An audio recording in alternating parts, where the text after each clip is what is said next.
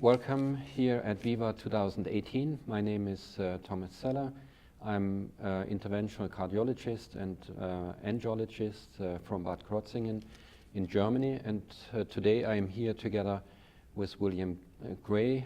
He presented the data of the TOBA II study, a study that was designed to prove efficacy and safety of intact vascular's Tack system in the treatment of dissections following balloon angioplasty of the femoropopliteal artery. Bill, could you please introduce yourself? Sure.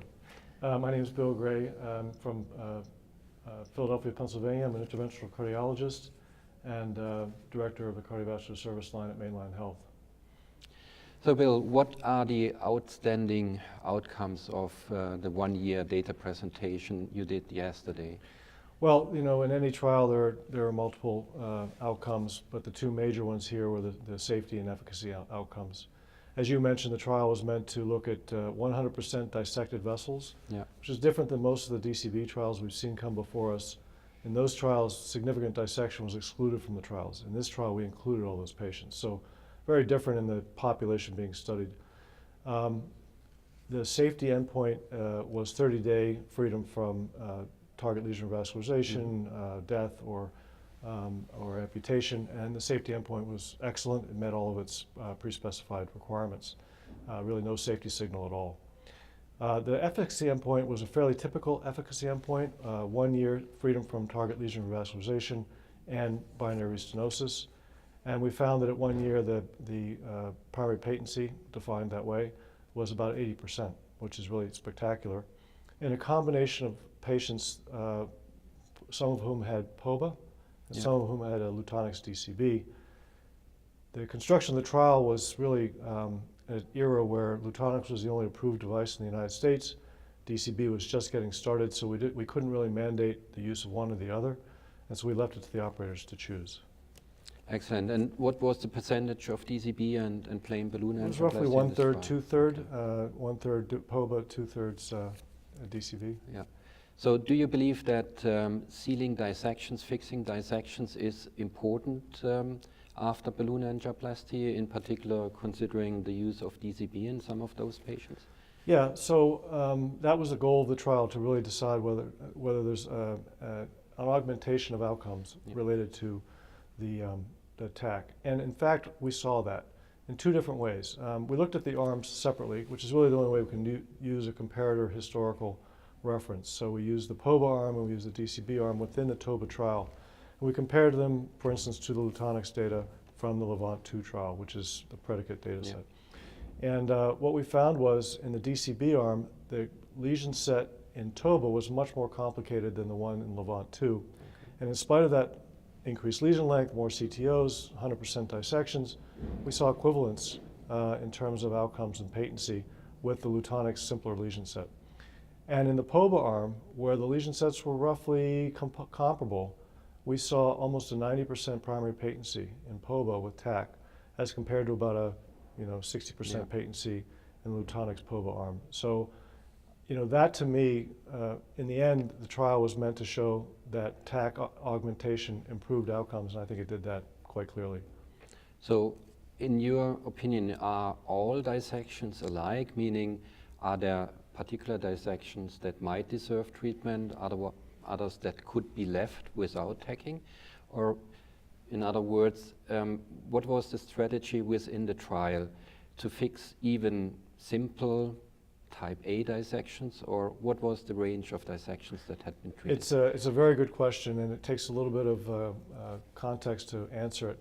We know that what came before this trial was the TOBA I trial in Europe, and in that trial we knew that the operator assessment of dissection was usually about 2 grades under-assessed as compared to the core lab. So if you said it was a B, as good as you are, it was a D by the core lab. So we couldn't really leave it to the operator to choose which dissection they were going to treat.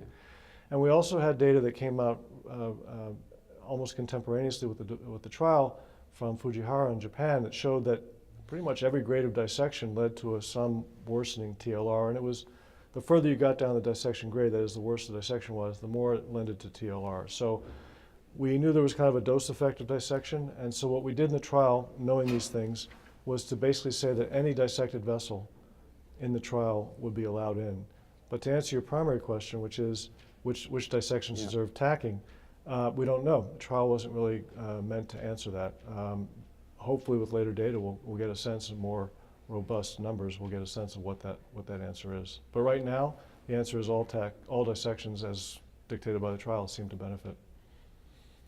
So what exactly was the design of the study? You already mentioned, well, it was mandatory to tack all dissections. Was there a given strategy in terms of what is the distance between tacks if you treat longer dissections, or was this also left to the discretion of the operator? Great question. So we were not prescriptive about how the tacks were used.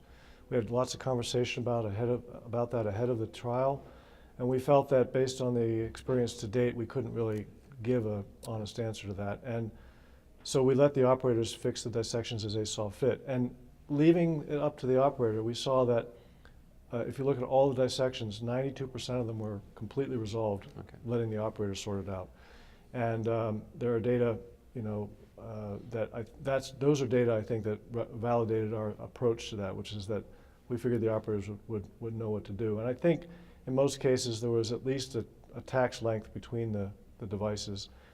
As you know, when you use the device, the immediate area seems to clean up pretty well, and if you need to move back a little bit to put another one in, that usually is far enough back that the tacks are not going to be close. So to get some insight into the technology, not everybody is familiar with the tack. What is the specific feature of the tack system? It's a 6mm nitinol self-expanding open cell ring, or closed cell ring I should say. And basically it has some markers on it so we can see it. There are 6 of these tacks, these rings, that are loaded onto a single delivery system. So you have 6 opportunities to tack the vessel with a single device. It ranges in size application between 2.5 and 6. So a single device can range in vessel size between 2 and 6, which makes it very flexible in terms of your distal popliteal to proximal proximal SFA in terms of sizing. The device is on an 035 wire, it's 6 French, so it's very compatible with all the equipment that we currently use today. And the operator can independently deploy the tacks regardless of where they want to do it, so they can pull back as far as they need. And how does it compare in terms of compression resistance, for example, with a regular nitinol stand? Is there a difference? Is it big differences, actually, big differences. So we see that the tack has a very low continuous outward force for any given amount of compression. So if you take the 6mm tack and you compress it to 3mm, the outward force that it exerts back against your fingers is pretty flat and low. And as compared to a stent, if you took the same stent and compressed it from 6 to 3, you get a lot of spring back, a lot more outward force, both and not as much of a flat curve in terms of the amount of compression. And what that translates to biologically is that it's a much more, I'll say, inert device. It tends to be less biologically active, much less inflammation, much less provocation for in-stent restenosis, which is what we saw in the preclinical models. So all those features line up in favor of the tack in terms of its flexibility of use, its biologic interaction. And then lastly, because you're using so much less metal, probably 70% less metal to cover any given dissection, there's much less, again, interaction biologically. Yeah, so this opens the question, what's the biomechanical consequence of tacking as compared to a stent? Is there any preclinical evidence that the biomechanics of the artery is preserved by tacking, or is it different as compared to implanting a longer stent? Yeah, the intent is that the longer stent, where it restricts the vessel in that segment, the vessel kind of has to bend around it. The tack, because it's short and there are gaps in between any potential multiple tacks, will allow vessel flexation. So which kind of lesions would you treat with a tack, and is, in your opinion, there any indication left for a longer distance stenting, so meaning full Metal lesion jacket, or dissection coverage with a regular stent? We know that this tack is useful in spiral dissections. You can get the proximal entry, you can get the distal entry. I don't see for example, in our trial, there was only one bailout stent out of 213 patients. So the tack was very effective, not only in resolving well over 90% of the dissections. Nobody felt the need to go in and put more metal in. The tack took care of everything pretty well. So that's very good news. So to come to the end of this discussion, could you shortly summarize the key messages coming from your data presentation? Yes, I think the key message was, with a patency rate of nearly 80% at 1 year in a mixed population of TOBA and DCB, in a 100% dissected population with no safety signals whatsoever and no real bailout stenting, that I think it positions the tack nicely to be an augmentation to any balloon procedure, whether it's DCB or TOBA, as an augmenting feature for both the acute result as well as the long-term durability and patency. Bill, I thank you very much for giving these insights into the study, and we are looking forward to receive the longer-term outcome data soon, probably during the next meeting, VIVA 2019. Yeah, there are other data coming as well. There's a TOBA II trial. Basically, will be 100% dissected vessels, 100% impact admiral DCB. So that will be another look at the data with a different DCB device. So I appreciate being here. Great questions, and have a great VIVA. Thank you.